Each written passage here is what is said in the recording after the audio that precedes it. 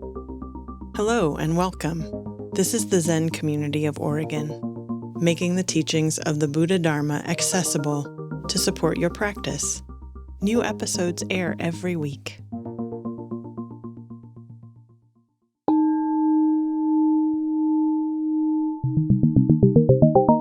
Thanks everyone for being here.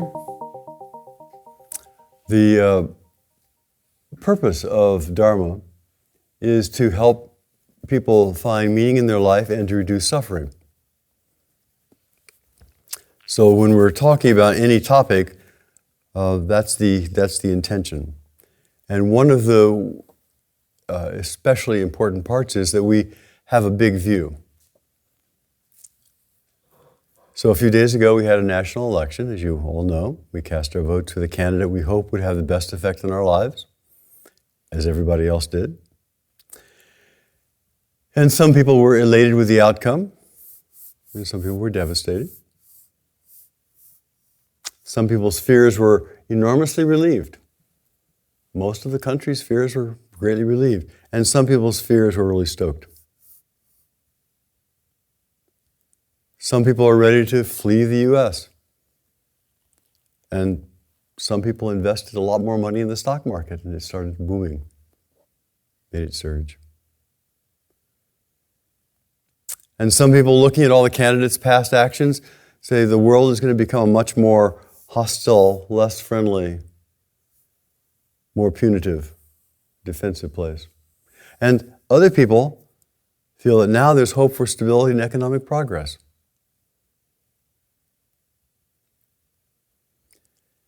If the election had gone the other way, different kind of outcome, then some people would be ready to have a civil war. And others would have been ready to have a new era of inclusivity and peace.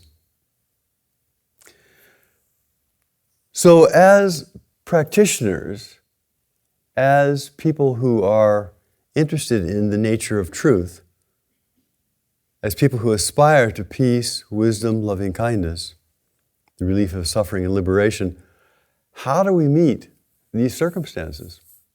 How do we meet a circumstance like this election? And I'm going to propose that first off, we take the big view. We see it, there are two sides, there are many sides to everything, like I just implied. But let's look at it from four different perspectives. So there's the personal. How do we awaken to the inclusive nature of loving kindness and equanimity in our hearts?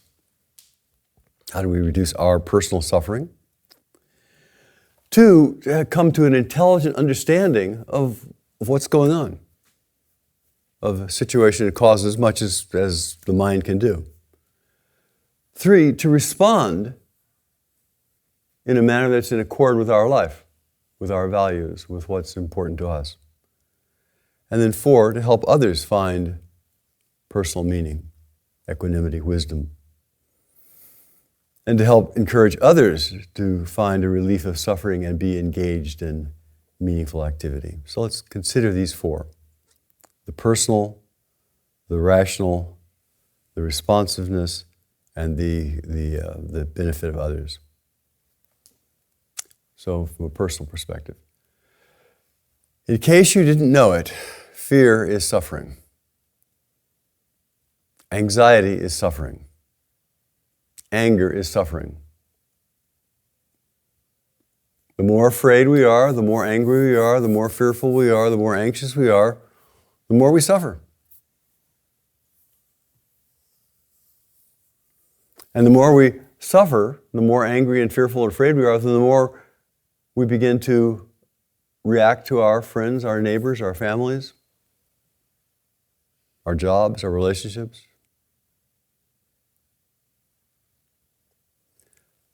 Anger, fear, anxiety, suffering does not lead to clarity, does not lead to calmness, does not lead to effective action, does not lead to skillful engagement. It leads to suspicion and fear. It leads to righteousness. It leads to, I am so right that you should die. We take it to an extreme. And of course, anybody who feels that way, as we've seen in our country, creates more anger and more fear. Political arms races do not grow out of kindness and compassion. Political arms races do not grow out of clarity. They grow out of anger and fear. So, on the first level, we practice equanimity. We practice calmness. And that's true whether we have an election or an ensuing war or an economic depression or whatever happens. The first place to always begin is not with anger and fear and suspicion and hate and doubt and criticism, but to begin with, in this moment, how do I bring myself into some calmness and some clarity? We breathe deep. We sit down. We stop the mind from just spinning endlessly, because the mind can, as you all know, can spin endlessly. Fear is always in the future. Fear is always someplace else. So we bring it as much as we can, what is real right here, right now. This room. This breath. So if we look right here, right now, what's there to be afraid of? In our direct experience, right here, right now. A bunch of, I'm assuming, nice people. Behaving yourselves very, very pleasantly right now. Sitting in harmony.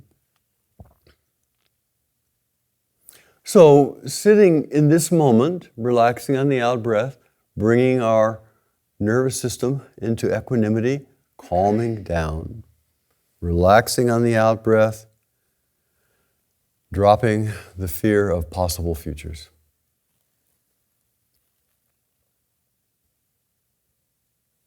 That's the first place to take care of ourselves. It doesn't matter what's going on in the world. If we're not taking care of this essential, if we're not taking care of ourselves, if we're not finding some kind of clarity, equanimity, and peace in ourselves, how can we possibly act in a way that's going to promote clarity? That's going to promote harmony. That's going to promote something other than the escalation of war. So it always starts with our mind, our practice, our life. Regardless of what crisis is coming up next. We suddenly decided we're going to have hurricanes or tornadoes or earthquakes. There's an earthquake. What do? Get out of harm's way if possible. Find clarity. Find equanimity. So you can function. So, it did not matter what is going on. Find that equanimity, tranquility, clarity, calm abiding, peace. Secondly, we need to have an intelligent understanding of what's going on. And I don't mean an intelligent understanding in the sense of the media, which projects a story, because that's all we're hearing is stories, story of this and the story of that and the story of this is disastrous, the story of that's not disastrous. I mean, the nature of media, the nature of the media that we are all embedded in, is they want to make things really exciting so you'll watch so they'll make more money. So of course, anything that will generate money, that's part of their intention. It's not news, it's captivation, it's trance. So we have to have an intelligent understanding that is not about the spin, not about the story. Because what's the point of basing our actions, what's the point of basing our life on something that is just a story that people spun? May or may not be true, may not be good. I like stories, but they're stories. So first, the first thing we can all observe and we can all know that's based on reality is we don't know the future. And if you think you know the future, please let me know and we'll go to Las Vegas and we will take care of all the financial problems of this county. or larger. We don't know the future of two little dice that are being thrown. We don't know the future. We think, we project. It's all probability. The probability that we'll end this talk soon is very high. But the further out in time we get, the less and less accurate our suppositions are. So we don't know the future. We could say the world is made up of 5 elements. Classically, earth, fire, water, air, and surprise.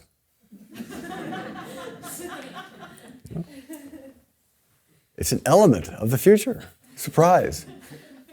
Who would have thought? Well, we end up right here, right now. When you were young. So, not knowing is one thing we can all observe. And again, the test is, if you think you really know, go to Las Vegas or Nevada or someplace else and make some money and come back, and we'll build a new building out here. If you don't know the future, well, then I would suggest you not do that. But we think, I'm willing to say I don't know the future about 2 dice, but I think I do know the future about an infinitely complex system. So let's look at causation, the next piece. In order for us to be here right now, listening to this particular talk, in this particular language, with these lights, with these floors, with this Zoom, with this audio-visual media, it took an infinite number of causes and conditions. In fact, it took, let's just, as a random number, let's say it took 30,000 years from the time of writing to get to the place where we had Zoom. And in those 30,000 years, how many causes and conditions were essential for each step along the way? An infinite number. How many causes and conditions are fed into the way our particular country is right now? We have energy issues. We have issues of ozone layers. We have issues of immigration. We have issues of land use. We have issues of insects. We have issues of viruses. We have issues of, there are an infinite number of factors that led to right here. An infinite number of factors that led to each person's lives. So we have what we call an election. Thank goodness we have elections. But the number of factors that go into an election, the number of factors that go into one person being a product of their time and stepping forth. If you look at history, you can see that most of the well-known figures were products of their time. Their time really kind of produced them. There's some extraordinary people who shaped their times, that's true. So, if we look at something, there's a mystery there. I don't know how this happened. I don't know the factors that are involved with this. I don't know. I don't know what's going on in my body right this moment. I don't know how things are being metabolized. I don't know how in the world does Zoom work?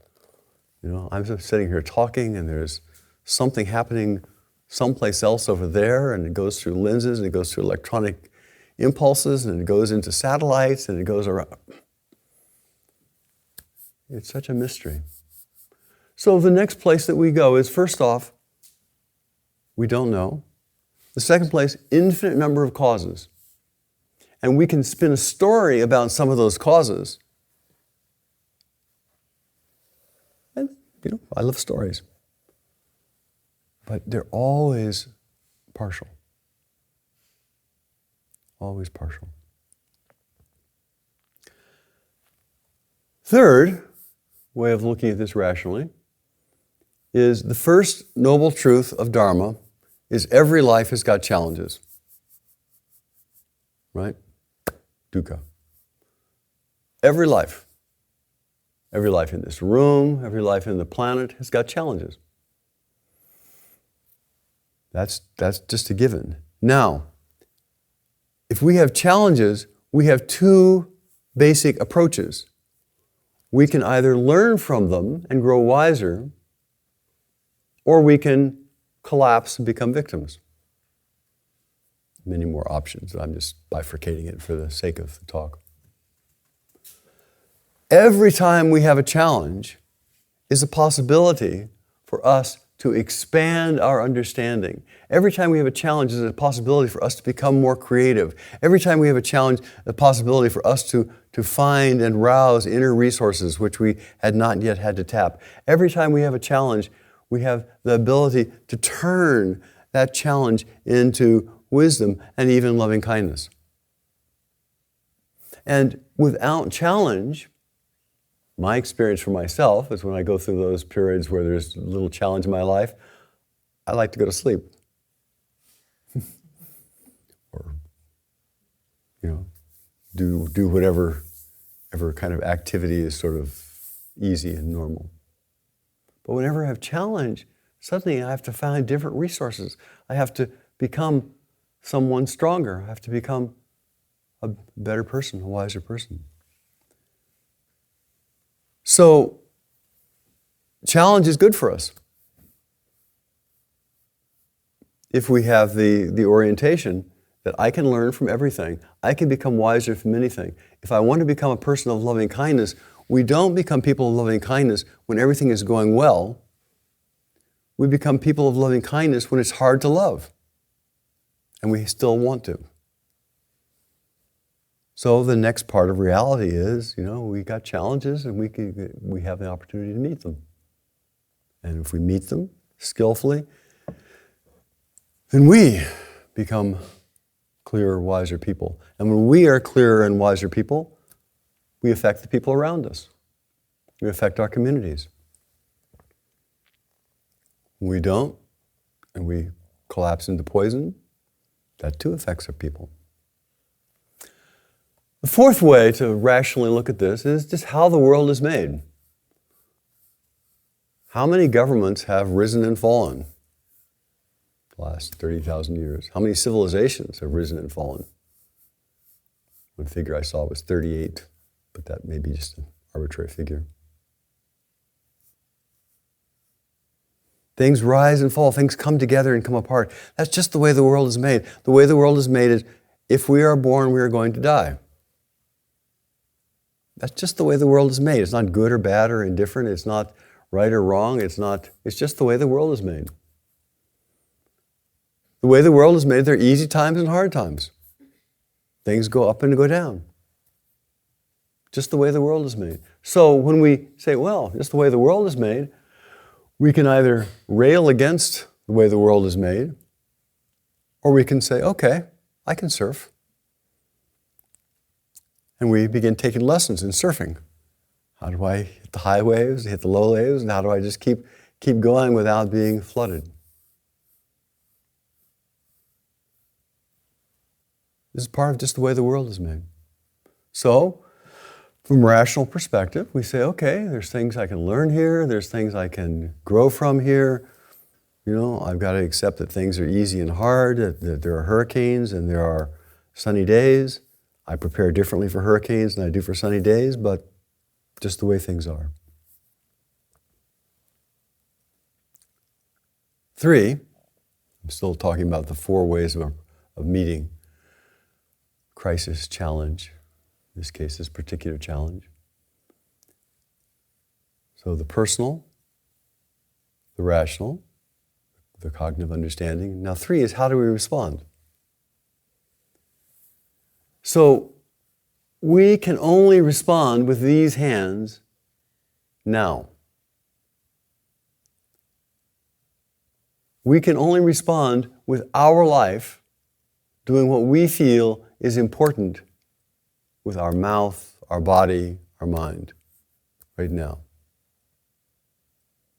We may think that it is great to feed starving people in Africa, but if we want to do that, it has to start with these hands right now, with this mind, with an intention right now. The only place that we can function, right here, right now. We can think, oh, somebody else should do it. Oh, somebody else. If I think hard enough, I will affect the sports game. If I think hard enough, I will affect the football, and somebody will win a goal. If I think hard enough, I can make other people do what I think they should do. If I think hard enough, I can adjust the die so that it will come up with whatever number I want. If I think hard enough, I'll make something happen out there in the world. It doesn't tend to work that way. Watch. I'm not somebody who does this, but watching football, soccer, any sports game, and we think, okay, if I'm yelling, if I'm intense, I don't know what's going to happen, but if I'm intently hoping that this and that will happen, I will affect it. It doesn't work that way. If we want to feed people in Africa or anywhere where they're hungry, it has to start right here. So,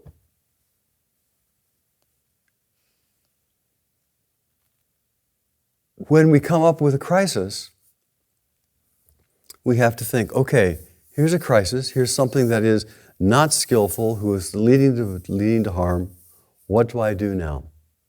What can I do? First, of course, is clarity of mind, as I've mentioned, equanimity. Out of clarity of mind and equanimity does not lead to indolence, does not lead to indifference. Clarity of mind and equanimity, if you're engaged with the world, leads to action. So out of clarity of mind, out of the desire to be of benefit, out of wanting to be, knowing that we are all connected, knowing that we are not separate. That's another maybe way of seeing this. We are not separate. Everything we see, hear, smell, taste, and touch is processed right here. So out of that, what do we do? If we were distressed about a particular outcome of an event, what do we do? If it's an earthquake, we go and try to help people get out from underneath the debris. What can we do with our hands and our mind to create more peace in the world, to create more clarity in the world, to plant the seeds of clarity so that when there's another election, when there's another catastrophe, when there's another challenge, we have planted healthy seeds so that the possibility of a larger response is better. Perhaps we become politically active, perhaps we go out and start planting trees. If we're worried about climate change, go plant trees. You guys planted hundreds of trees around here. So out of clarity of mind, out of openness of heart, we act. Now, we have to act, though, in our life. We can't act in somebody else's life. Maybe in our life we decide that it's really worthwhile for me to go and walk around the White House with a sign. Okay, that's our action. Whether people respond to it or not, that's up to them.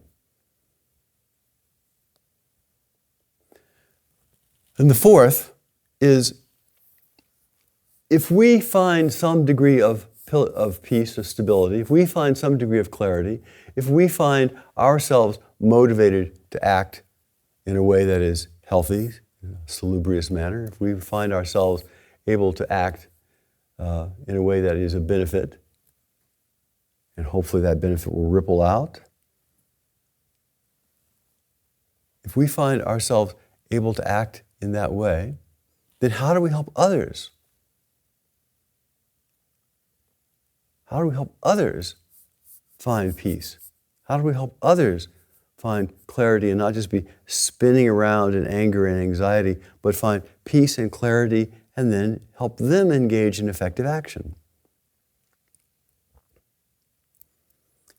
One of the ways of doing that is by meaningful joint activity. One of the ways of doing that is by offering a Sunday program, and we can come together in peace and harmony for a while. One of the ways of doing that might be passing out petitions. One of the ways might be setting up a musical festival. One of the ways might be going to an arts festival. One of the ways, there's lots of ways of helping others. Sharing the Dharma, I feel, is one of the ways we can help others. So whenever there's a catastrophe, and of course, what do we know? There will be more catastrophes. It's not labeled as a catastrophe, but there'll be big challenges. When there are big challenges, we still have the same four principles. Find calmness, peace, and clarity. Understand it from an intelligent way so that we're not just spinning in delusion. 3, function. How do we function skillfully in a way that's in accord with our values, in a way that's in accord with our view? How do we keep trying to make other people behave in ways we think are insane? How do we make sane? How do we make ourselves behave in a way we think is sane? How do we think ourselves to function at the level we would like everybody else to function? And 3, 4, to help others. So, I think that's pretty applicable. Fundamental principle, turn everything into wisdom. Turn everything into kindness. May it be so.